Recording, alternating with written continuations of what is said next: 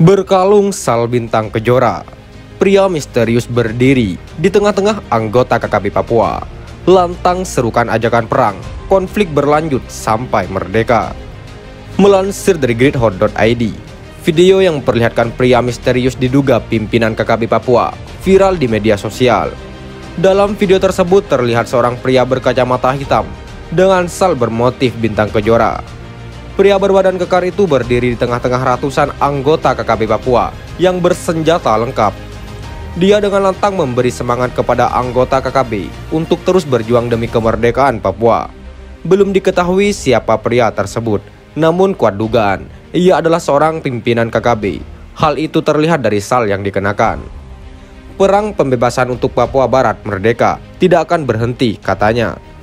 Konflik bersenjata berlanjut sampai Papua merdeka, tambahnya, disusul teriakan para anggota KKB. Dalam keterangan video, disebutkan KKB yang ada dalam video merupakan kelompok Kodap ke-15 Ngalum Kupel. Selama ini KKB Papua Ngalum Kupel dipimpin oleh Lamek Taplo, namun tidak diketahui pasti kapan video tersebut direkam. Mengutip surya.co.id, Lamek Taplo memiliki nama lengkap Lamek Alipki Taplo. Ia menjabat sebagai Panglima Komando Daerah Pertahanan TPNPB Ngalum Kupel. Namanya pertama kali mencuat saat mengklaim telah menembak jatuh helikopter M17 milik TNI yang ditemukan di daerah pegunungan Papua pada Februari 2020 lalu.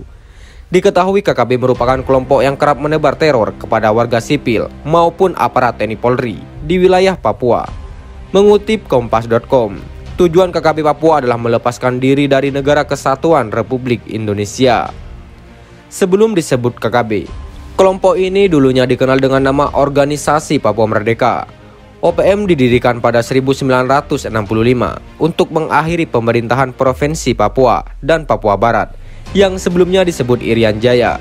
Mereka berniat untuk melepaskan diri dari Indonesia. Menurut catatan, KKB kerap beraksi di wilayah pegunungan di Papua. Beberapa kabupaten yang sampai saat ini rawan aksi KKB seperti Puncak, Yahukimo, Nduga, dan Intan Jaya. Sementara itu ada 5 kelompok yang sudah dipetakan dengan para pemimpinnya, yakni Lekagak Telenggen, Egyanus Kogoya, Joni Botak, Demianus Magayogi, dan Sabinus Waker. Dari 5 kelompok itu, Lekagak Telenggen dan Egyanus Kogoya dianggap sebagai yang paling berbahaya. Jakarta kirim ratusan prajurit TNI untuk kepung KKB Papua. Gubernur ULMWP menambah masalah baru. Melansir dari tribunpalu.com, berbagai cara dilakukan untuk mengepung kelompok kriminal bersenjata atau KKB Papua. Seperti baru-baru ini ada rencana pergeseran ratusan prajurit TNI dari Batalion Raider Khusus 136 Tuas Sakti, Kodam 1 Bukit Barisan ke Kodam ke-18 Papua Barat. Namun rencana itu disebut belum tentu bisa menyelesaikan masalah di atas tanah Papua. Hal tersebut diungkapkan Gubernur Eksekutif United Liberation Movement for West Papua atau ULMWP, wilayah adat Domberai, Markus Yenu. Kata Yenu, pola pendekatan militeristik yang digunakan oleh Jakarta ke Papua justru tidak akan menghentikan masalah di daerah ini. Jakarta sudah saatnya merubah pola pendekatan ke Papua. Dia tidak bisa terus menggunakan kekuatan militer, ujar Yenu kepada tribunpapuabarat.com. Ia berujar selama pendekatannya menggunakan militer, maka dia tidak akan menyelesaikan masalah. Kalau gunakan pendekatan militeristik, maka akan ada terjadi gesekan di Papua, ungkap Gubernur Papua Merdeka itu. Untuk itu kondisi di tanah Papua saat ini, Jakarta harus segera mencari pola baru untuk Papua. Kalau dia menambahkan kekuatan TNI Polri ke Papua, maka justru akan menambah masalah di atas tanah ini, tegasnya. Saat ini menurut Yenu, Papua hanya butuh pendekatan Jakarta dalam hal membuka ruang dialog. Kita dari kelompok Papua Merdeka menginginkan agar Jakarta membuka ruang dialog dan disaksikan langsung pihak ketiga sebagai penengah, yakni PBB, ucapnya. Ia menilai pasukan TNI yang ada di 2 Kodam di tanah Papua telah cukup untuk pertahanan. Hanya saja pola pendekatan Jakarta kepada masyarakat di tanah Papua harus diubah. Selain itu, Yenu mengaku pihaknya sejak tahun 2000 telah mendorong pendekatan dialog. Pernah tim 100 berapa kali berangkat ke Jakarta dan meminta untuk membuka ruang dialog. ungkap Yenu. Kita minta agar proses dialog langsung bersentuhan dengan masyarakat tanpa harus melalui DPR, pemerintah, dan lainnya. Namun hingga kini usulan tersebut tidak juga direalisasikan oleh Jakarta. Papua ini ibarat api yang sedang menyala dan tidak ada tim pemadam datang lalu bakar di tempat lain, imbuhnya. Harusnya tim pemadam itu datang ke Papua dan langsung sentuh titik api yang sedang menyala. Selama ini pula pendekatan dari Jakarta kepada persoalan yang ada di Papua kami menilai tidak tepat, ungkapnya. Ia mengaku situasi konflik di tanah Papua ada sejumlah tokoh yang berperan dalam polemik itu. Salah satu tokoh itu adalah saya di Papua Barat, pungkasnya. Diinformasikan sebelumnya, sebanyak 400 prajurit TNI yang berasal dari Batalion Raider Khusus 136 Tuah Sakti, Kodam 1 Bukit Barisan, akan dikirim ke sejumlah wilayah di Kodam ke-18 Kaswari, Papua Barat.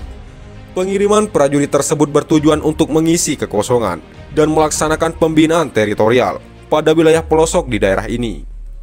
Pangdam ke-18 Kaswari Maijen TNI Gabriel Lema mengatakan prajurit yang dikirim ke Papua Barat telah dilakukan pembekalan sejak awal di Kodam Bukit Barisan. Prajurit TNI yang datang ini adalah non-organik. Kita Kodam Kaswari, ujar Gabriel. Kata dia, prajurit yang datang di Papua Barat bertujuan untuk menjaga wilayah daerah ini sesuai dengan tugas pokok TNI, sehingga dia bukan hanya menjaga di wilayah Kodam Bukit Barisan, namun keseluruhan dari Negara Kesatuan Republik Indonesia. Jadi bukan tunggu kalau ada kondisi urgent baru digeser, tetapi dalam situasi damai pun dia sudah punya pengalaman, tuturnya. Ia mengaku cara dalam menyiapkan prajurit dari Bukit Barisan hanya sederhana. Cukup dengan kepemimpinan hati. Mereka di sana sudah dengan budaya yang beda, jadi disiapkan agar mengenali budaya yang di Papua Barat, ucapnya. Dalam menyiapkan prajurit TNI dari Bukit Barisan, pria asal NTT itu mengaku punya 3 hal dalam persiapan tersebut. Prajurit dari Bukit Barisan yang mau ke Papua Barat harus pegang 3 prinsip dasar, yakni kesetaraan, budaya, dan pendidikan, ungkap Gabriel. 3 hal tersebut merupakan sebuah langkah strategis dan paripurna. Nantinya ketika pelaksanaan di lapangan, para prajurit harus dilandasi oleh disiplin dan profesionalitas. Setiap prajurit Satgas sudah sepatutnya menghormati dan menjunjung tinggi adat istiadat yang berlaku di wilayah tugas, tegasnya. Termasuk berbagai macam kearifan lokal yang ada di tengah-tengah masyarakat di Papua Barat. Selain itu, berdasarkan informasi yang dihimpun Tribun Papuabarat.com, para prajurit dari Kodam Bukit Barisan rencananya akan tiba di Kota Sorong, Papua Barat. Para prajurit nantinya dibagi ke sejumlah daerah seperti Kabupaten Teluk Bintuni, Maibrat, Wondama, Manokwari Selatan, Kaimana Tambarau, dan Sorong Selatan. Sekian dan terima kasih. Jika ada salah kata, kami mohon maaf. Jangan lupa like, komen, dan subscribe.